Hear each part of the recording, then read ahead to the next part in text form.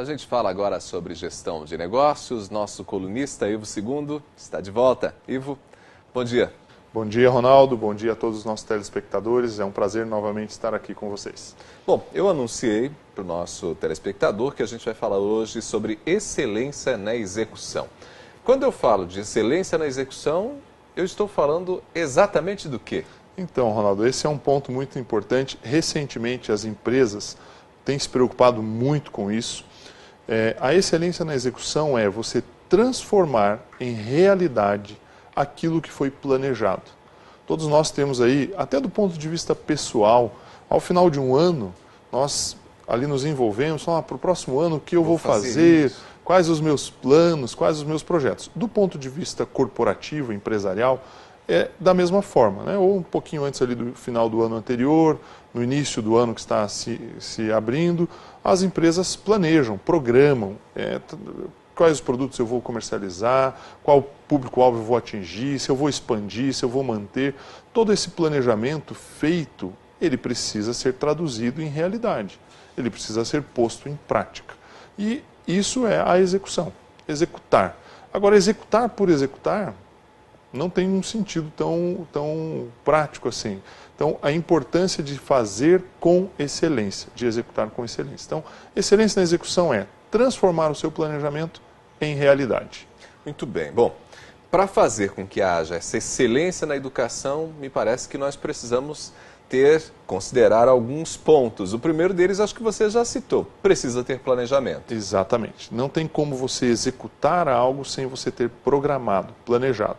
O planejamento é a parte inicial e é fundamental para a excelência da execução. E planejar não significa simplesmente pontuar assim, vamos lançar um produto tal no mês tal. Significa como vamos lançar também. Exatamente. Né? Tem que ter toda uma... O planejamento ele tem diversas etapas. As principais são saber para onde você quer ir. Então, qual é o teu propósito como negócio?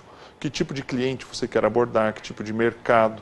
Se você vai atuar mais agressivamente do ponto de vista de marketing, se você vai usar o preço como ponto focal para o teu ponto de venda, se você vai vender qualidade, todos esses planos eles precisam ser realizados previamente. Tudo isso tem que estar alinhado com o propósito da empresa. E aí o planejamento ele se transforma em o que eu vou fazer, como eu vou fazer e quando eu vou fazer. Sem você responder essas perguntas, você não consegue ter um planejamento efetivo.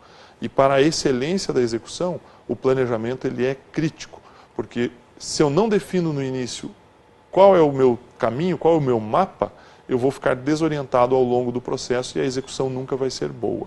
Bom, um segundo ponto, comunicação e execução. Explica para a gente esse ponto. Planejar é você listar ali, como eu disse, o que fazer, como fazer, quando fazer. Agora, isso não pode ficar no ambiente da direção da empresa, no dono, se é uma empresa de porte menor, ou se for uma corporação maior, no grupo diretivo, no conselho administrativo.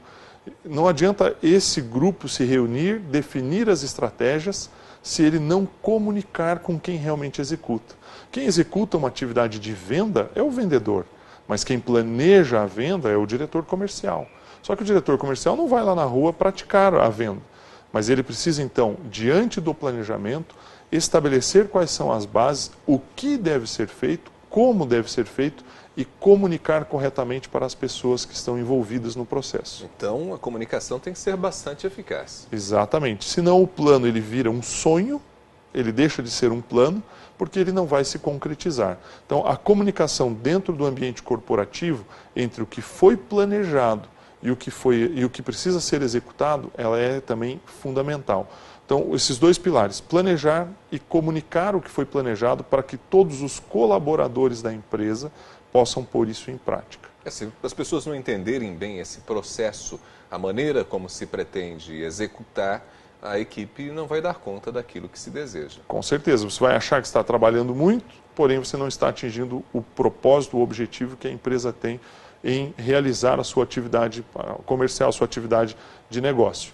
Então, esse é um ponto importante. Planejar e comunicar a todos os colaboradores. Nós temos o hábito de chamar as pessoas que trabalham conosco de colaborador. Como que eu vou colaborar com você se eu não souber o que eu tenho que fazer?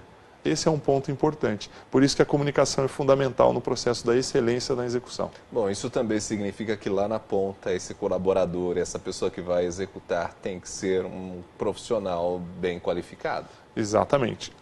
Eu costumo usar a frase, é bastante conhecida, falar, a pessoa certa no lugar certo.